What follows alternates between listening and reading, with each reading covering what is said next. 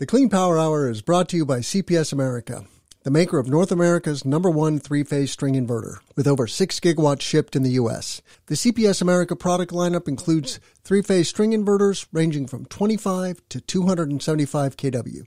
Their flagship inverter, the CPS 250-275, is designed to work with solar plants ranging from 2 megawatts to 2 gigawatts. The 250-275 pairs well with CPS America's exceptional data communication, controls, and energy storage solutions.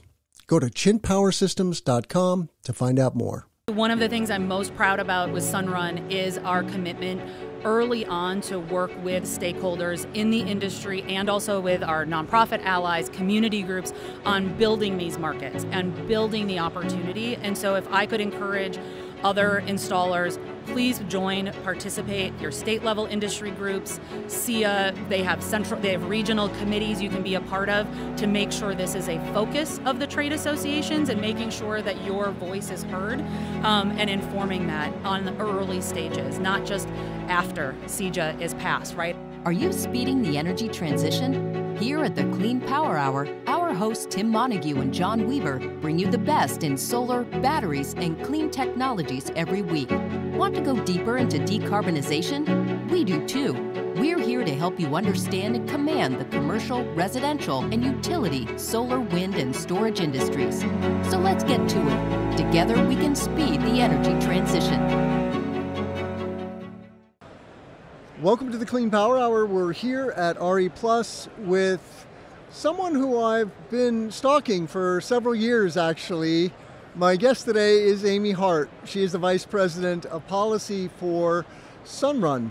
And you are involved with the largest residential solar company in the United States. You're doing lots of solar and storage, virtual power plants, really cool stuff. Welcome to the show, Amy Hart.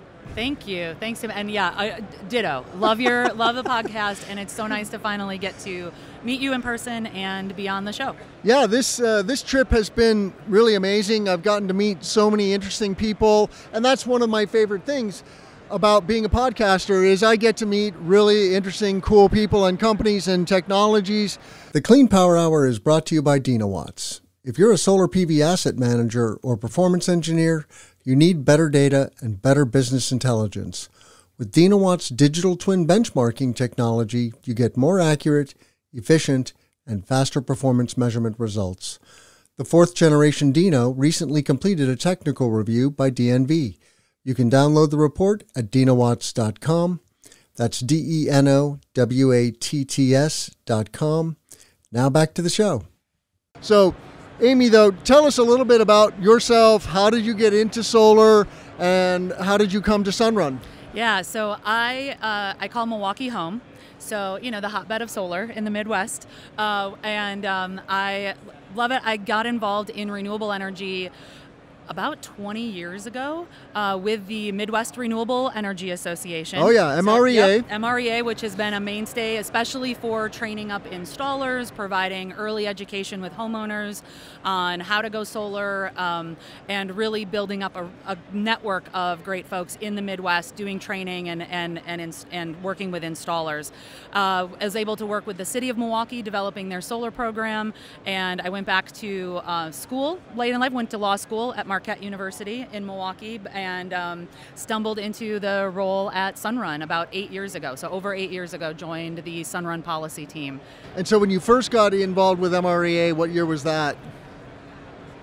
2002, 2003. Wow. Yeah. I mean, well, yeah, thank you for dating me too. They are, one of the OGs in the solar industry. Absolutely. If you're not from the Midwest or don't work in the Midwest, you may not know about them, but wonderful organization. And they were doing, solar thermal and then wind and then PV, right? They've seen the whole, and even other thermal technologies, right? Yeah, and that was like a key organization, Home Power Magazine, again, kind of like that mainstay. And I think it's really important when we're at a show with close to 40,000, at least, or over 40,000. Yeah, I heard 37 or 38,000 people. To know sort of like it grew out of this love and passion for clean energy, renewable energy, knowing that at some point it could be mass adoption. But yeah, Home Power Magazine had connected with some folks in Wisconsin saying, hey, we should really get together and have an event where people can come and learn how to install solar, buy panels and bring them home and be able to install it yourself. And so that's how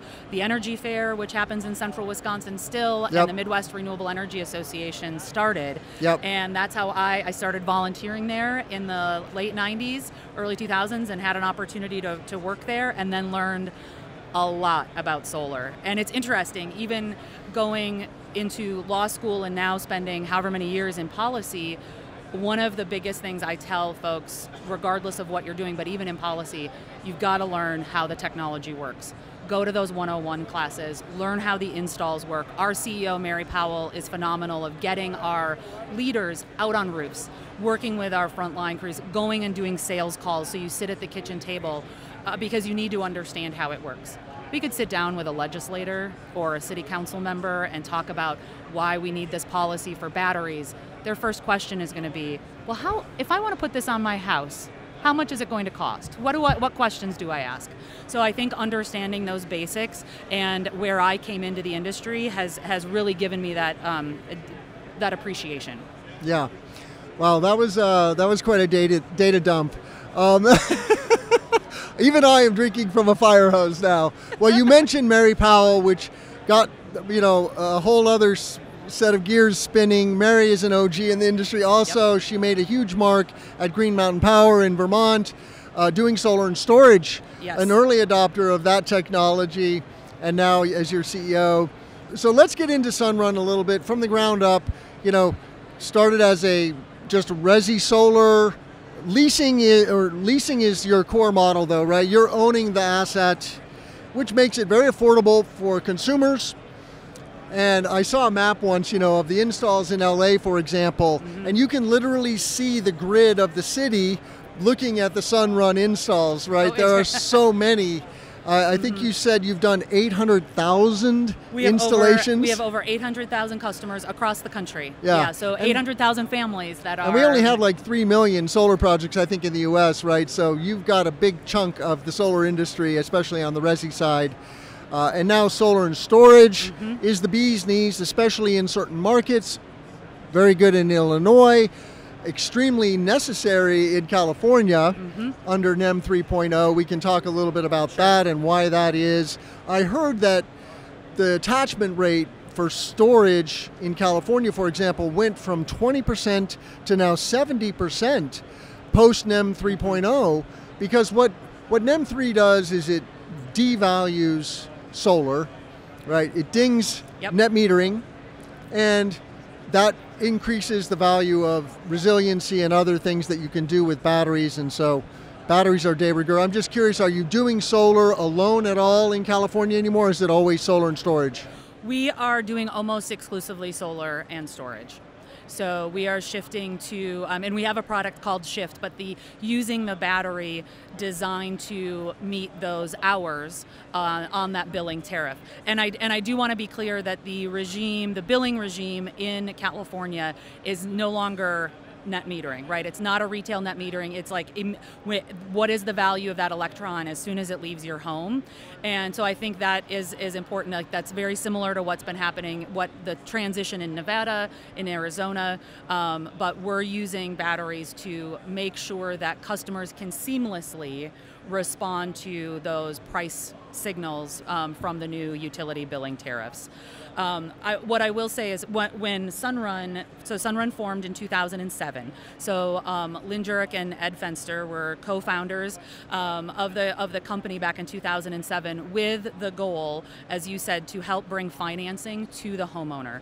One of the biggest obstacles, and that's what I learned at MREA early on, one of the biggest obstacles for homeowners to participate in the clean energy future is financing. If you're paying for that clean energy you're going to see for the next 3 to 4 decades, that's a lot of upfront cost.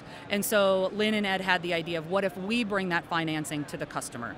And so what we do today is a combination of leasing of solar systems or cash sales. So if you have a home equity line of credit, if you have a loan provider, we also can provide loans.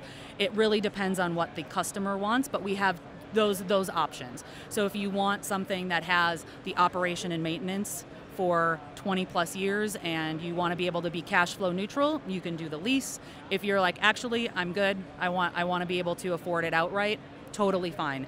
But we're seeing one of our goals is to make sure we're able to increase access to this solution, that homeowners in every zip code can be a part of the clean energy future, and having that financing is key, but especially now with the interest in storage, and also in some of these critical states, the necessity. So California, Texas, Florida, Puerto Rico, you name it, those are states that people are calling, I want batteries with solar, right? So it's a different conversation. Yeah, and my listeners know full well that solar's great, but when the grid goes down, solar does you no good unless you also have a battery and the hardware to microgrid from the grid, and then it's amazing because it's nice to have lighting and refrigeration when the grid goes down for a few days because of a firestorm, a windstorm, hurricane, whatever it is, right? And those disasters are happening more frequently at greater scale. So there's a wonderful future. I like to say that today only a fraction of homeowners will have a battery. But in 10 years, everyone's going to have a battery in their garage, just like they have a refrigerator.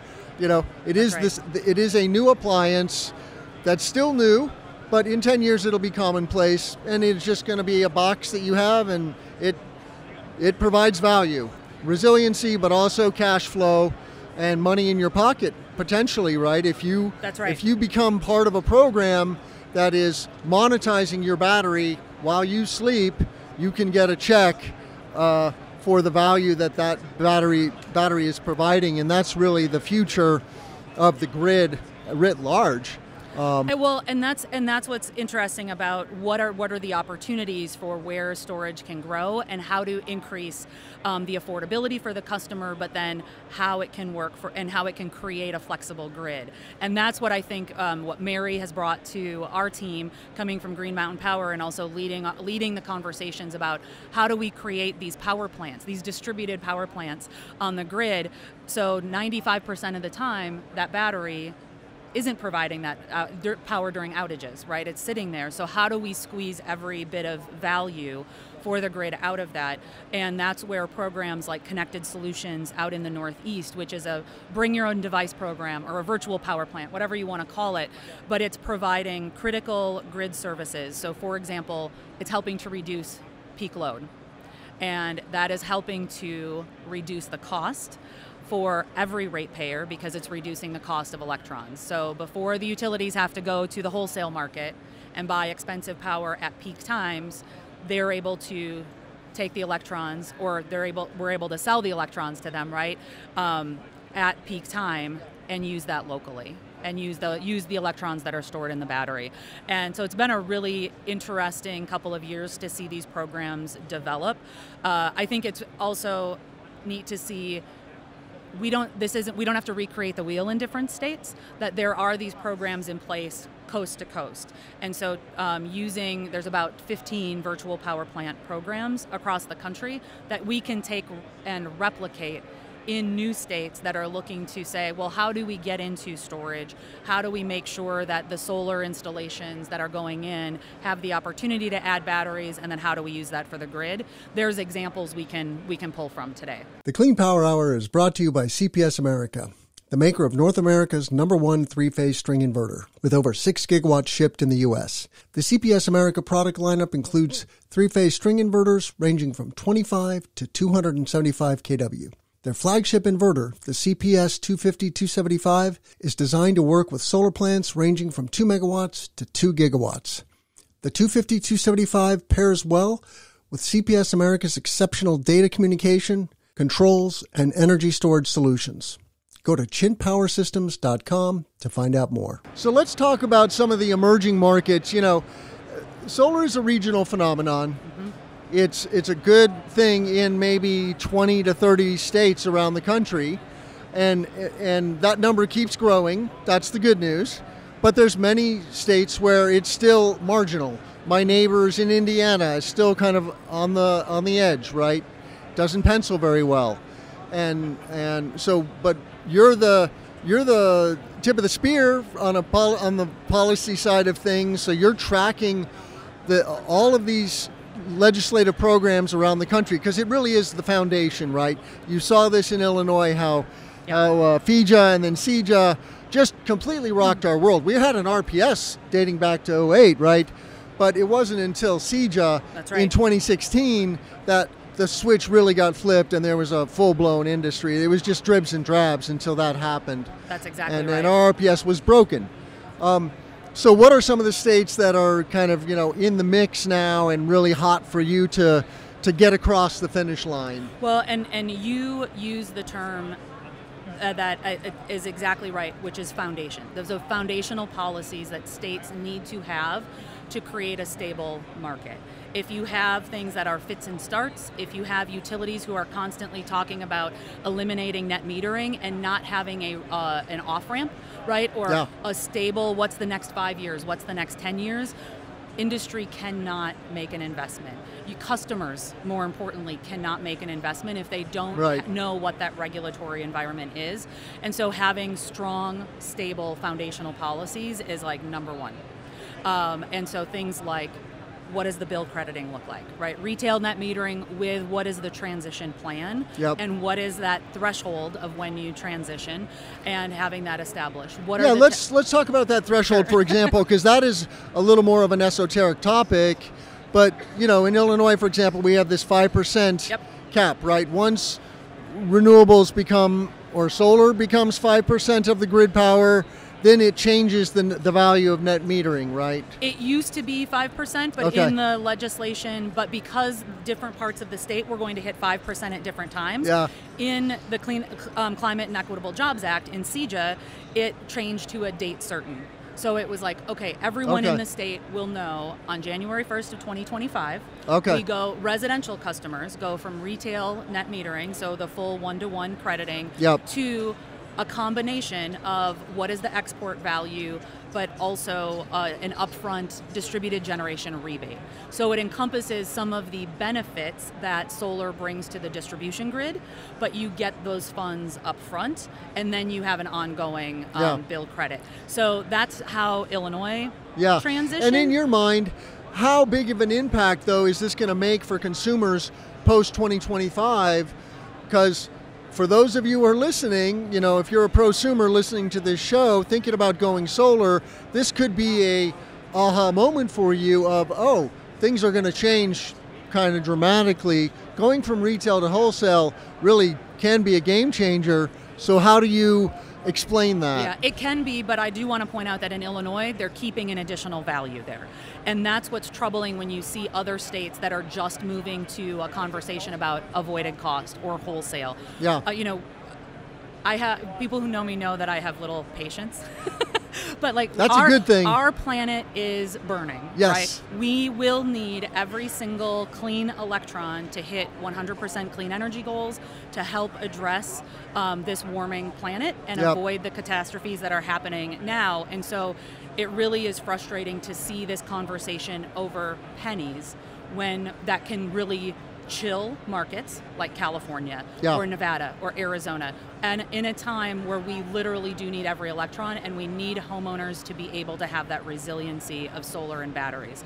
So while there's going to be that transition in Illinois that consumers should be aware of, we are going to have to educate our customers and spend more time on what does that investment look like and what's the payback, and it gets more complicated, right? When you're talking about wholesale rates and including batteries in that. But we'll have to be more sophisticated in those conversations. One of my rules of thumb, is a consumer can save perhaps $900, perhaps $1,000 in the Midwest, in Illinois, by installing solar today, if they own the solar. Post 2025, just rule of thumb, how does that change? Does it go down $100, $200, $500? So I don't know, right? Like there are commercial customers that are doing this right now, right? Because commercial customers are on that distributed generation rebate with the export value. And so what the key though for Illinois is CEJA does not just rely on that policy, that there is going to be this transition, on how you are valuing distributed generation on the grid.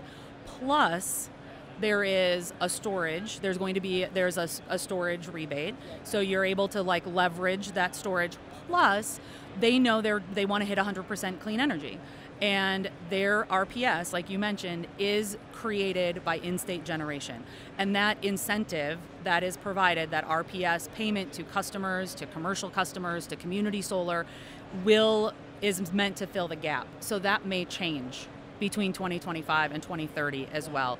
And I do just want to give kudos, because I think your note of like the difference between a state like Indiana or Wisconsin and Illinois is very dramatic. But Illinois, the passage of CEJA, it is the most progressive and aggressive climate policy in the country. And I do want people to take note of that, especially if you're on the coast. I mean, this is two folks from the Midwest talking, but I do want folks to understand that there is some really great examples to pull from.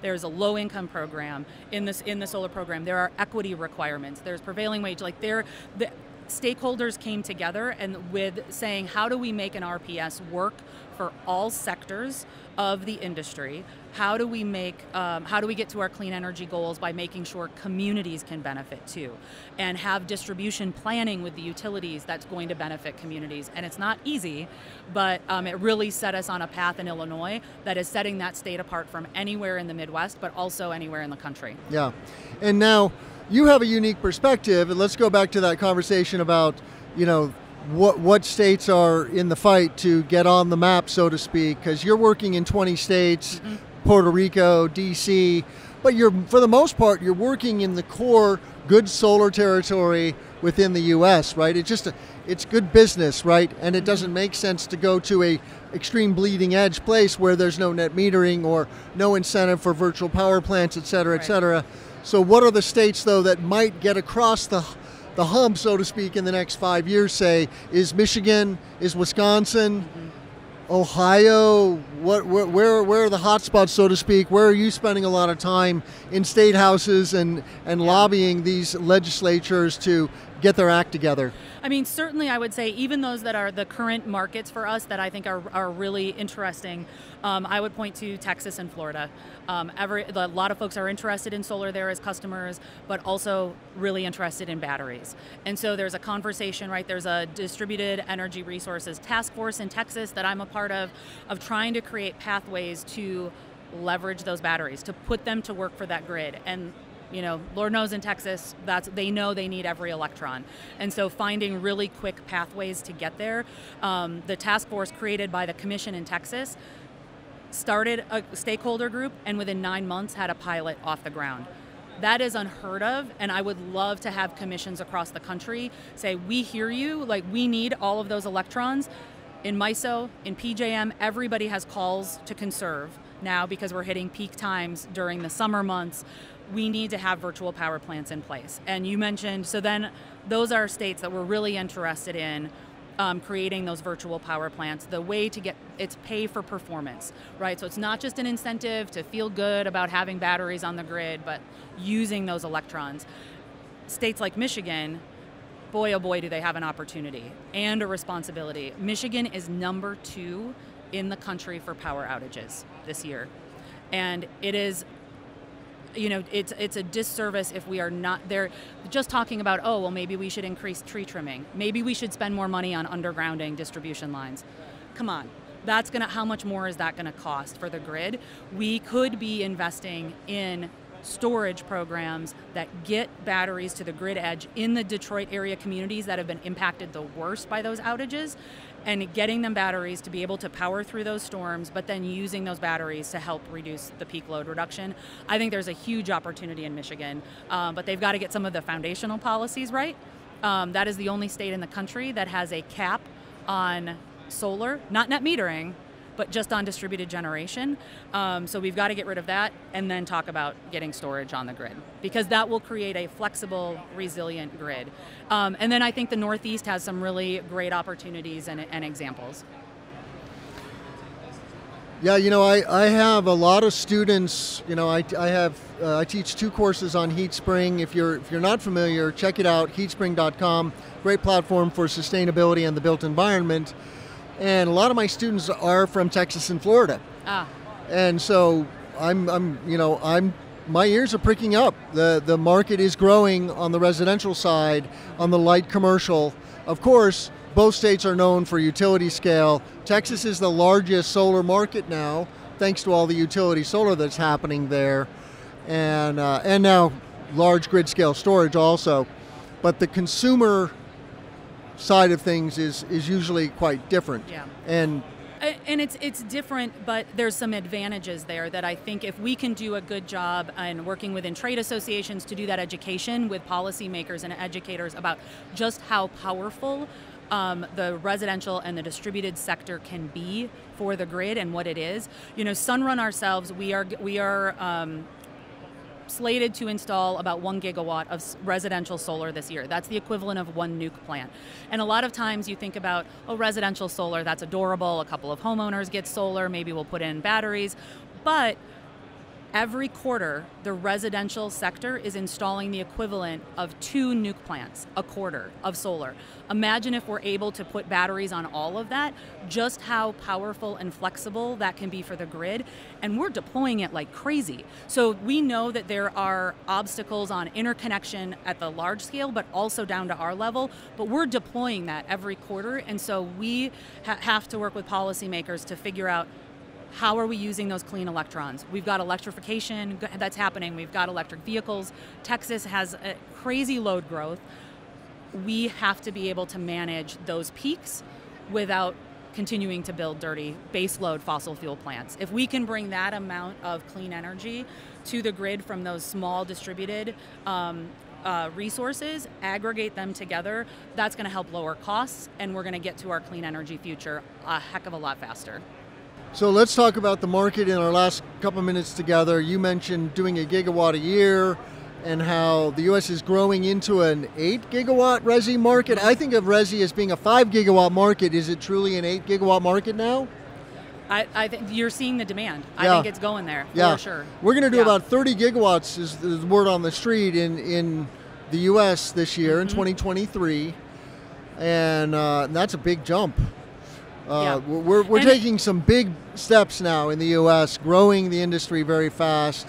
It wasn't just a couple years ago. 20 was the watermark, 20 gigawatts. Now we're going after 30, but you're saying that Sunrun is doing more than 10% of the residential market? It depends how this year shakes out, I would say. Yeah.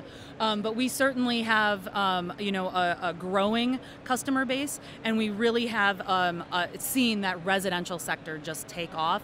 And again, like the power of that resource to create that flexible and immediate response to needs locationally on the grid or for capacity reasons, we've got to tap into that if we're going to keep costs lower for everybody on the grid. It's a great opportunity. So if you're, in our last few moments here, if you're a residential installer, how do you dial into the ecosystem that Sunrun has created, and both in terms of potentially working with Sunrun, but also being part of that ecosystem in terms of being part of the industry and moving the industry forward? What do you have to say to installers? I will say one of the things I'm most proud about with Sunrun is our commitment early on to work with stakeholders in the industry and also with our nonprofit allies, community groups, on building these markets and building the opportunity. And so if I could encourage other installers,